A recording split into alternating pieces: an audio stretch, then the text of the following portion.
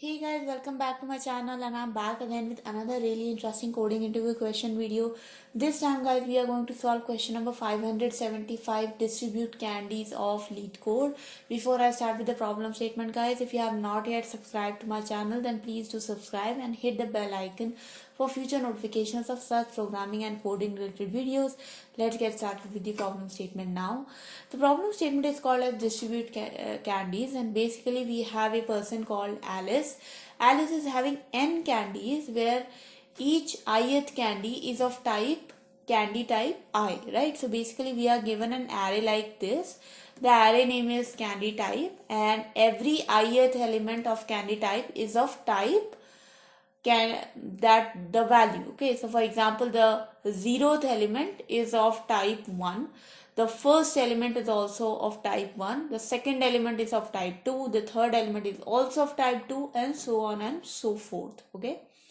So basically guys, Alice wants to eat all these candies, but she is gaining weight. So she visits a doctor and the doctor says that she can maximum eat half of the candies that she has. So, for example, if she has 6 candies, she can only eat 3 of them.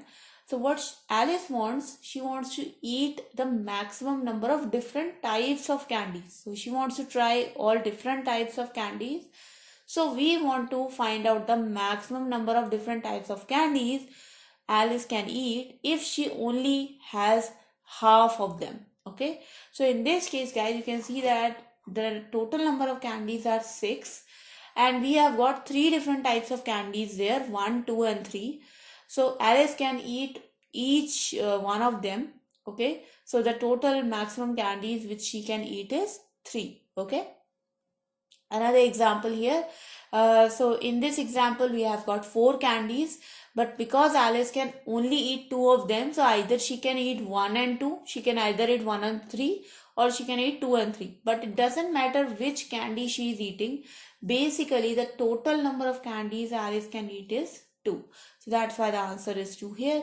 Another example, all candies are of same type. So Alice can maximum eat only one different type of candy. So the answer is 1. Even though she is eating 2 candies, but the different types of candies are only 1. So that's why the output is 1. The constraints are pretty straightforward guys. The length of the array is ranging from 2 to 10 to the power 4 and it is given to us that the total number of candies are even. So we don't have to think that if it is an odd number then how we are going to half it, because it is given as even. The candy type value is also from minus 10 to the power 5 to plus 10 to the power 5. Okay. So now let's get started with the solution. Okay. So guys, the first solution which we are going to do for this problem is called as the sorting based solution. So what we are going to do guys, we are going to sort the values of the candy types here, and then eventually we are going to find out how many maximum candies Alice can eat. So let's get started with the solution part. First of all guys, let's say the maximum candies which Alice can eat is equals to the number of candies, length of the number of candies divided by 2. So candy type length divided by 2. So max candies is the total number of candies maximum which she can eat.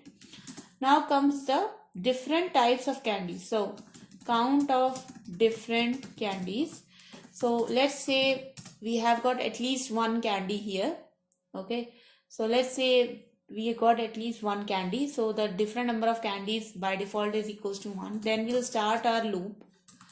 Before starting our loop, we are going to sort our candy types. So arrays.sort candy type, so that we are able to compare one candy type with the next one. So now we are going to start our loop. For integer I equals to 1, we are going to start from 1 guys, because we are already considered the 0th candy as one of the different candies. Okay, so that's why we are starting from the candy number 1 instead of candy number 0. So I less than candy type dot length and then I plus plus. So now because we know all the candy types are sorted, we can compare the ith candy type with the I minus 1th candy type. So if candy type I minus 1 is not equals to candy type I, in that case, the candy type which we have now came across is a different candy. So we can just increment this count. Okay. Not only we are incrementing this count, guys, we are also checking that if this different candy count becomes greater than or equal to the maximum candy. So for example, the maximum candies which Alice can eat is only 3, right? And we are already at the 4th different candy, then we don't have to actually go forward with the next 2, because we know that the maximum candies which Alice can eat is only 3.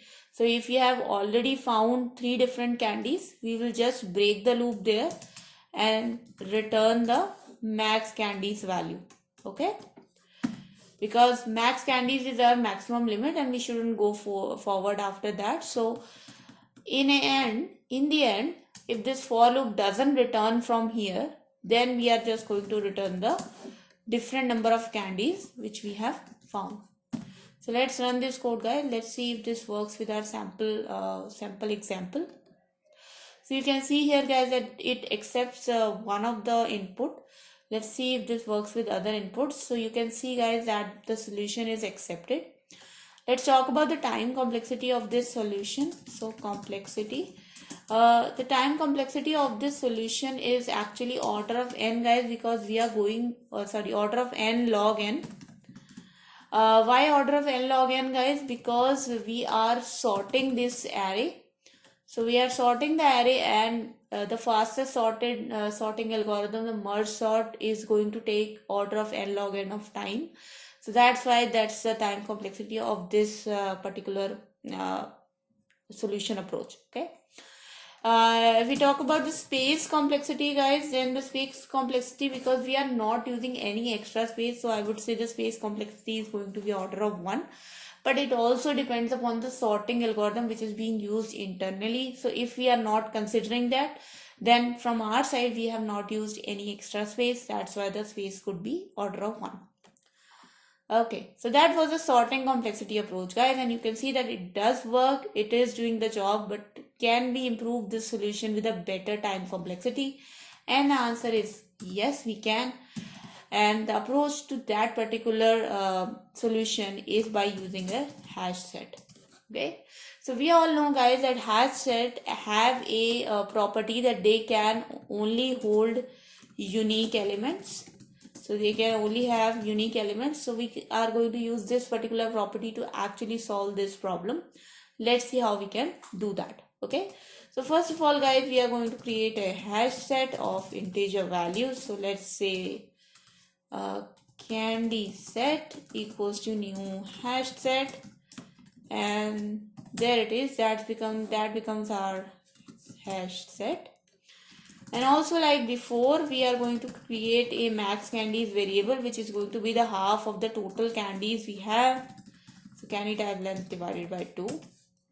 Now we are just going to go through all the candies which we have for integer I equals to 0 to I less than candy type dot length I plus plus, and we are just going to put all the candies inside this candy set. Okay, so candy type I. Now we know that this set can only hold only the different types of candies. Okay, so whatever will be the size of this candy set is going to be the total number of unique candies. So we are going to find out the minimum value between the max candies and the set size. So candy set dot size, because whatever will be the minimum value is going to be the total number of candies which Alice can eat. So if the maximum number of candies are lesser than the unique candy set size, then Alice can eat maximum number of candies.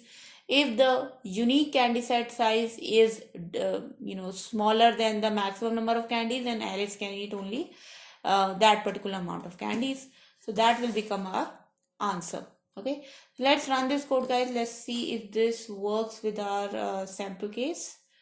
Okay, so we have got an error here. For integer I equals to I less than candy type dot length. So yes, length is not a function, it's a property in the array. That was my bad. Okay, so now you can see that the result is accepted for one input type. Let's see if this gets accepted for other input types as well. And there you go, guys. You can see that this solution is accepted for all the other sample cases. Let's discuss the complexity. Okay, so now we know that we are not using any sorting algorithm here. We are only using a for loop which is going through all the candy types. So that's why the complexity is order of n. So that becomes our time complexity. If I talk about the space complexity, guys, then the space complexity is going to be order of n, of course, because we are using an extra data structure Hashset which is getting populated with all different types of candies. So let's suppose if we say that the total number of different candies are n, then the Hashset will be having a size of order of n. Okay, so that's why the space complexity and time complexity both in this case are order of n. Okay, so guys, I hope that was clear to you, and I hope this problem was interesting and it helped you in your coding practice. If it has, guys, then please do not forget to like this video and share this video with your friends as well. If you have not yet subscribed to my channel, then please do subscribe and hit the bell icon for future notifications of more such programming related videos. Write down in the comment section below anything you want to say to me, guys. I would be happy to hear your suggestions and your feedback. I'll see you guys in the next video. Till then, take care and bye bye.